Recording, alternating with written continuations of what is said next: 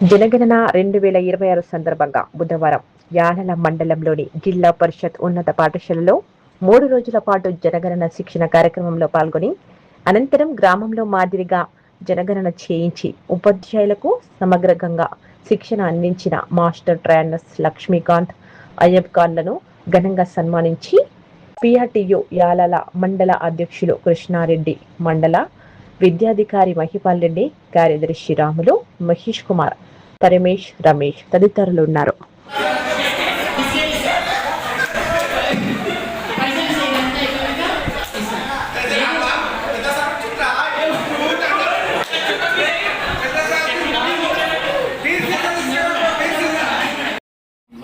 వివిధ కుటుంబాలు సందర్శించడం జరుగుతుంది.